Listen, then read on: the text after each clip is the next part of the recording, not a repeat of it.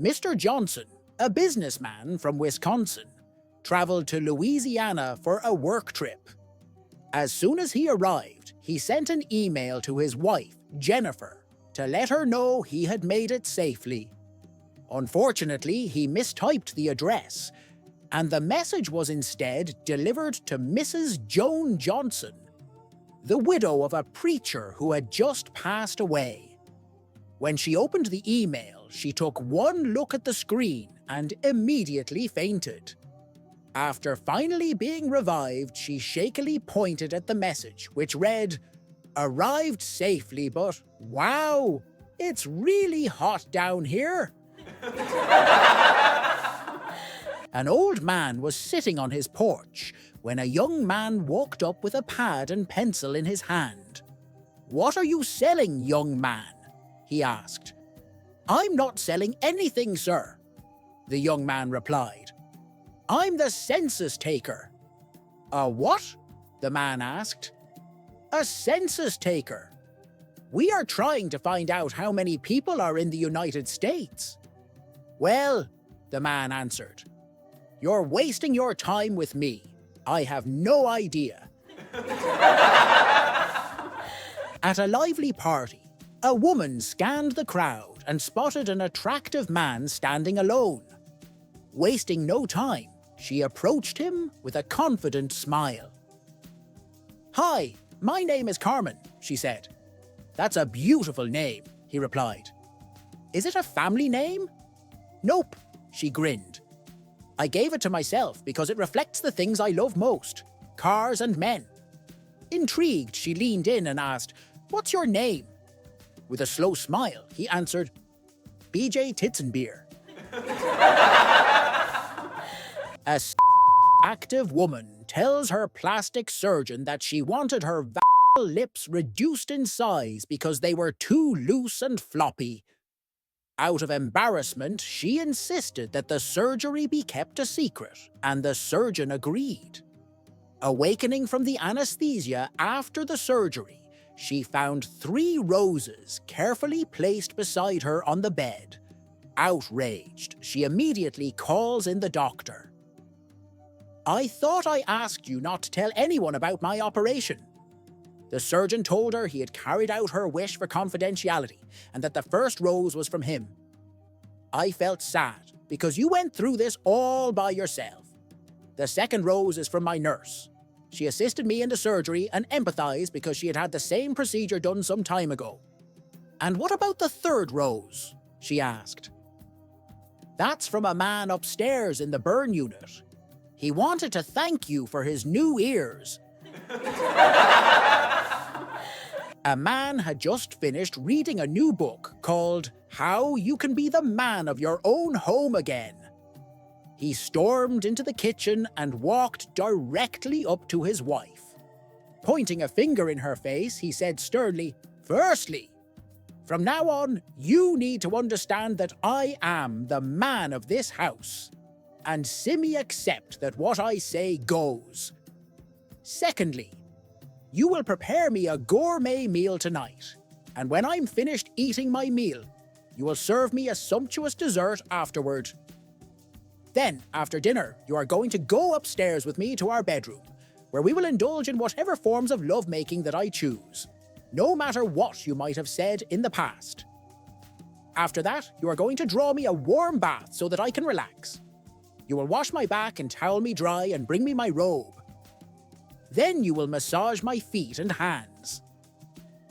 Then after that's done, guess who's going to dress me and comb my hair?"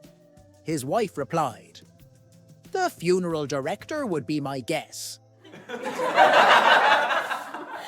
A young blonde visiting Louisiana had her heart set on a pair of alligator shoes, but she refused to pay those outrageous New Orleans prices.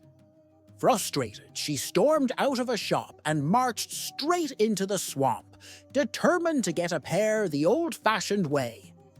Later that evening, as the shopkeeper drove home, he was stunned to see the same blonde waist-deep in the bayou, shotgun in hand, with a massive alligator creeping toward her, Without hesitation, she took aim and fired, dropping the gator with a perfect shot.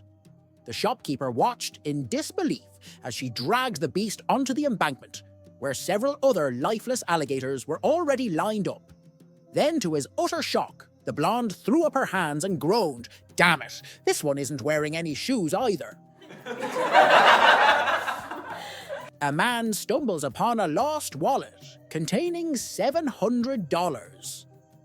A few days later, he notices a public notice. A wealthy man has lost his wallet and is offering a $50 reward for its return. Wanting to do the right thing, the man tracks down the owner and hands over the wallet. The rich man takes it, counts the money, and immediately frowns. "I see you've already taken your reward," he says. "What are you talking about?" the poor man asks, confused. "This wallet had $750 in it when I lost it." An argument breaks out, and soon enough, they find themselves in court. Each man states his case. The wealthy man finishes with a confident, "Your Honor, surely you believe me?" The judge nods. "Of course." The rich man grins smugly, while the poor man looks crushed, until the judge suddenly takes the wallet and hands it to him. "Wait, what are you doing?" the rich man protests.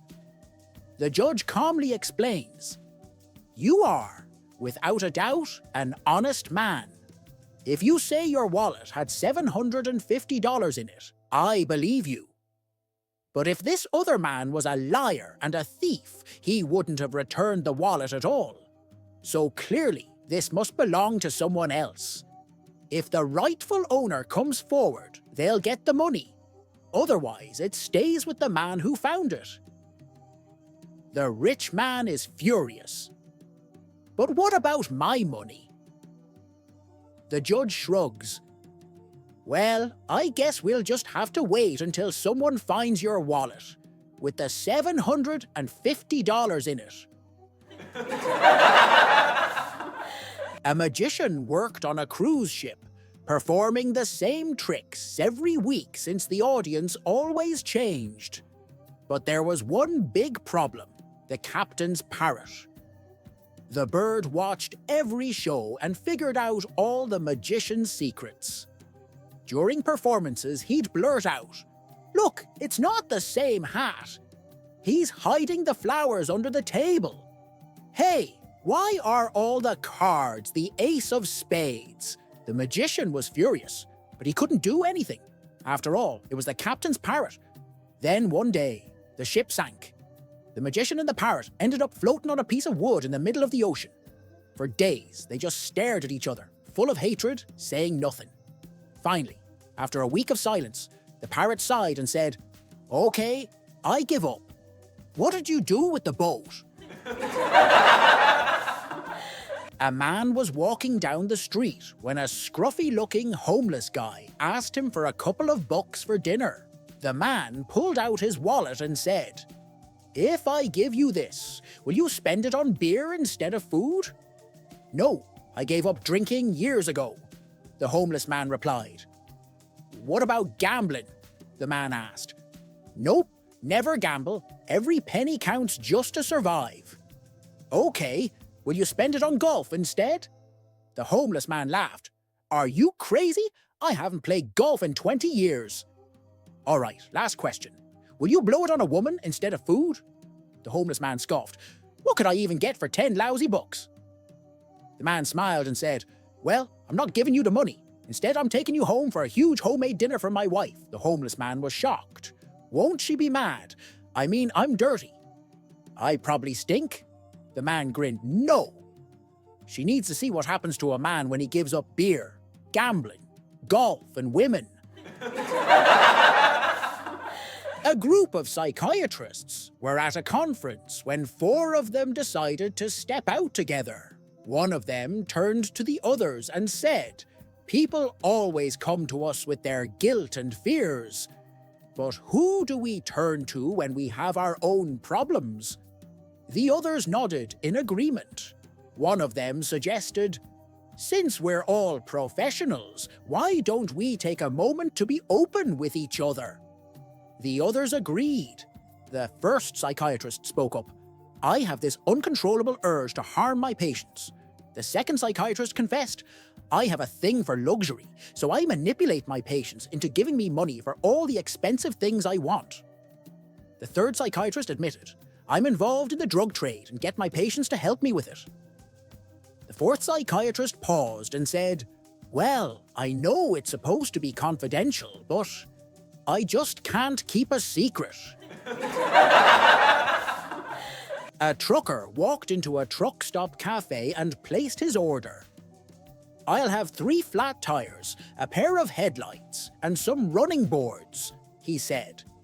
The brand new blonde waitress, not wanting to seem clueless, hurried to the kitchen and told the cook, there's a guy out there who just ordered 3 flat tires, a pair of headlights, and running boards.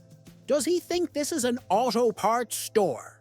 The cook chuckled and said, relax. 3 flat tires means 3 pancakes. A pair of headlights is 2 sunny-side-up eggs. And running boards are 2 strips of crispy bacon. Oh, got it, she said, relieved. She thought for a second, then grabbed a bowl of baked beans and served it to the trucker. Confused, the trucker asked, what are the beans for, Blondie? She grinned and said, I figured while you're waiting for your flat tires, headlights, and running boards, you might as well gas up. A small church had a very attractive, big-busted organist named Linda. Her breasts were so large that they bounced and jiggled while she played the organ. Unfortunately, this distracted the congregation considerably. The very proper church ladies were appalled. They said something had to be done about this, or they would have to get another organist. So one of the ladies approached Linda very discreetly about the problem and told her to mash up some green astringent persimmons and rub them on her nipples and over her breasts, which should cause them to shrink in size. But she warned Linda not to taste any of the green persimmons because they are so sour they would make her mouth pucker up and she wouldn't be able to talk properly for a while. The voluptuous organist reluctantly agreed to try it. The following Sunday morning, the priest climbed into the pulpit and said, due to circumstance, this beyond my control, we will not have a sermon today. 2 little old ladies, Connie and Jean, were sitting on a park bench outside the local town hall where a flower show was in progress. The shorter one, Jean, leaned over and said, life is so boring. We never have any fun anymore. For $10, I'd take my clothes off and streak through that stupid, boring flower show. You're on, said Connie, holding up a $10 bill. So Jean slowly fumbled her way out of her clothes. She grabbed a dried flower from a nearby display and held it between her teeth. Then, completely she streaked, as fast as an old lady can, through the front door of the flower show. Waiting outside, her friend soon heard a huge commotion inside the hall, followed by loud applause and shrill whistling. Finally, the smiling Jean came through the exit door to the sounds of a cheering, clapping crowd. What happened? Asked Connie. I won $1,000 as first prize for Best Dried Arrangement. Life is short. Break the rules. Ben wakes up one morning with a smile on his face because today he is 70 years old. He gets out of bed, looks down at his toes and says, "Hello, toes. How are you today? Did you know that you're now 70? Oh, the times we used to have together. Do you remember when we used to take a walk in the park every Sunday afternoon? Or the weekends we rock and rolled on the dance floor with all the young ladies, so happy birthday, toes." Ben then looks down at his knees and says, "Hello, knees, how are you today? Did you know that you're now 70? Oh, the times we used to have together. Do you remember when we always used to march in all the parades we could find, or all the dancing we used to do with all the beautiful ladies? So, happy birthday, knees." Ben then looks down at his CR The rain was pouring down, and there, standing in front of a big puddle outside the pub, was an old Irishman, drenched, holding a stick with a piece of string dangling in the water. A passerby stopped and asked, "What are you doing?" "Fishing," replied the old man. Feeling sorry for the old man, the gent says, "Come in out of the rain and have a drink with me." In the warmth of the pub, as they sip their whiskies, the gentleman cannot resist asking, "So how many have you caught today?" "You're the 8th, says the old man. An elderly couple return to a Mercedes dealership, where the salesman has just sold the car they were interested in to a beautiful, leggy, busty blonde. "I thought you said you would hold that car till we raised the $75,000 asking price," said the man. "Yet I just heard you closed the deal for $65,000 to that lovely young lady there. You insisted there could be no discount on this model." "Well, what can I tell you? She had the ready cash, and just look at her. How could I resist?" replied the grinning salesman. Just then the young woman approached the aged couple and gave them the keys. "There you go," she said. "I told you I would get the jerk to reduce it. See you later, Grandpa." Never mess with the elderly. The Pope calls a huge meeting of all the cardinals, bishops and archbishops at the Vatican. He stands before them and says, "I have good news and bad news." Everyone leans in, listening intently. The good news is, I just got a call from Jesus. He has returned and is ready to save those who are worthy. The room erupts in excitement. What could possibly be the bad news? The Pope takes a deep breath and says, "The bad news is, he was calling from Salt Lake City." A man from Stockholm decides to leave the hustle and bustle of the big city and moves to a remote part of northern Sweden. After settling into his new home, a local neighbour shows up to greet him. "Hey there, I'm your closest neighbour, and I'd like to invite you to a little welcome party." The Stockholm man is pleasantly surprised and happily agrees. "Great," the local says. "Just so you know, there's gonna be a lot of drinking." The Stockholm man thinks for a moment. He used to drink quite a bit back in the city. "No problem for me," he says confidently. "Fantastic." The local starts to walk away, but then stops and turns back. Oh, and there might be some fist fighting too. A bit shocked, the Stockholm man hesitates, but then shrugs. "Well, if I have to throw a punch, I will." That's the spirit. The local grins, takes a few more steps, then stops again. Oh yeah, and there might be some nudity. And maybe even a little, you know.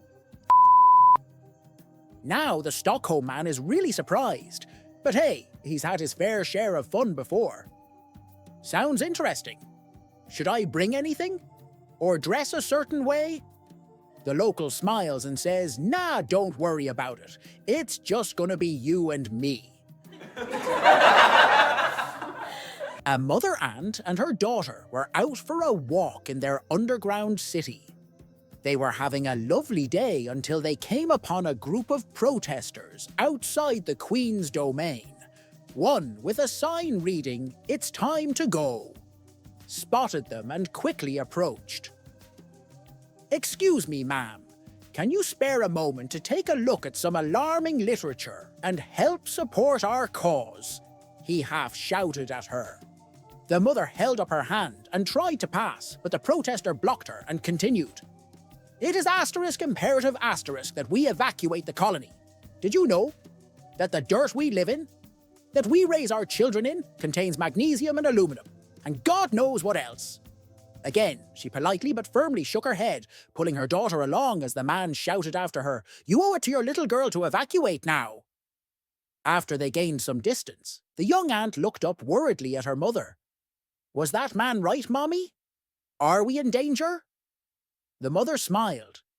No, sweetheart, don't worry. Just because they use big words to try to scare us doesn't mean the anti-vax movement has any idea what it's talking about. A family of 4 decides city life doesn't suit their style anymore. So they sell their house in the suburbs and buy a dairy cow ranch.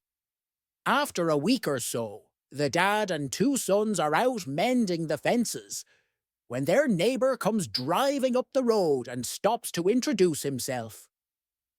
"How y'all doing? The name's Al. Friends call me Big Al.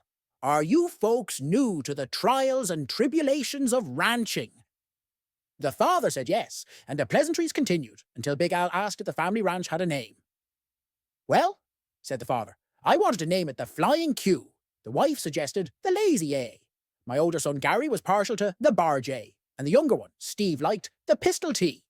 So we had a family compromise and named the ranch the Flying Q Lazy A Barge A Pistol to Family Ranch. "That's quite a mouthful," says Big Al. "But where's all your cattle?" "Well," said the father, "so far none have survived the branding." 2 English gentlemen are commuters using the tube to the city. They get on and off at the same stations, and having done it for years, they occasionally nod greetings or even exchange a good morning. One of them looked really unhappy one day, and the other said, "I know we haven't been introduced, but if you don't mind me saying it, you do look a bit peaky. My false teeth are killing me. If you let me have a good look, I may be able to help you." "Oh, please do." "Give me a day or 2. With this, they parted. 2 days later, the sufferer was handed a package with false teeth in it. He tried them and was astonished to find they were a great improvement, but a little on the tight side, saying, "Don't worry, I'll try again." 2 days later, he offered another set, but alas, the reaction was much better, but rather on the loose side. "Ah, I think I've got it. Let me try just once more." Sure enough, 2 days later, he handed over a set saying, "I think these will really be just right." Putting them in, the sufferer was astonished to find they really were a very good fit. "Thank you so much. These are just right. You must be a wonderful dentist to be able to get false teeth to fit so well just by looking at them."